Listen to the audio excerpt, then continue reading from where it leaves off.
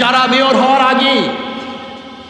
হওয়ার আগে সিটি ভবন দখল করে, তাদের কাছে বাংলাদেশের মানুষের জান মাল ইজ্জতের নিরাপত্তা থাকতে পারে না। না, এদেরকে আর বাংলাদেশের মানুষ কোনো অবস্থাতেই গ্রহণ করবে না। অনেকেই ভাবছেন আগামীতে অমুক দল ক্ষমতায় আসবে, গুড়ে বালি। আপনি কি জানেন বাংলাদেশের নতুন ভোটাররা প্রায় 38% ভোটাররা ধানের শীষ কি জিনিস জানিই না। জিয়াউর রহমান সাহেবের আদর্শ এদেশের মানুষ শুনতে চায় না। যখনই নতুন ভোটারের কাছে জিয়াউর রহমান সাহেবের আদর্শ কথা বলা হবে, তখন তারা জিয়াউর রহমানের আদর্শ কি বলবে? যে জিয়াউর রহমানের আদর্শ মানে হল চাঁদাবাজি করা, খুন করা, অবৈধ দখল করা, জুলুম করা, অত্যাচার করা, অবিচার করা। আপনারা কি দেখেছেন? পত্রিকায় দেখেছেন, বক্তব্য শুনেছেন। ইশাক সাহেবের ওকিলরা, বিচারক তো বলেছেন যদি ইশাকের পক্ষে রায় দেন তো ওখানে থাকবেন, বসবেন, রায় না দিলে ওখানে বসতে পারবেন না। যারা জোর করে নিজেদের পক্ষে রায় নিয়ে আসে, তাদের মাধ্যমে দেশের বিচারালয় কোনোদিন নিরাপদ থাকতে পারে না।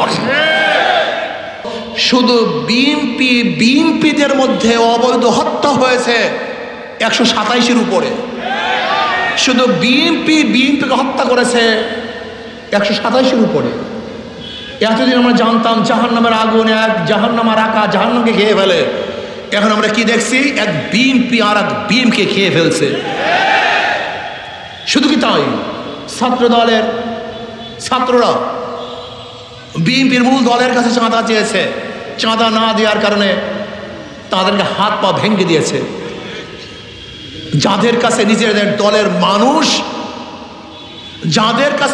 দলের মানুষ নিরাপদ নয়, তাদের কাছে বাংলাদেশে কোনো নাগরিক নিরাপদ হতে পারে না।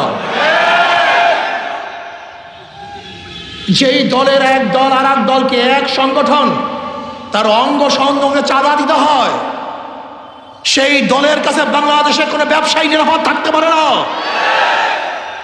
যেই দলের মানুষকে খুন করে, সেই দলের কাছে বাংলাদেশের কোনো মানুষের জান মালের নিরাপত্তা থাকতে পারে না। যেই দল কাউন্সিল করতে পারে না, নিজেদেরকে সংরক্ষণ করতে পারে না, নিজেদের মধ্যে শিষ্টাচার শৃঙ্খলা ঠিক রাখতে পারে না, তাদের মাধ্যমে বাংলাদেশের কোনো অবস্থাতেই শৃঙ্খলাবদ্ধ হতে পারে না।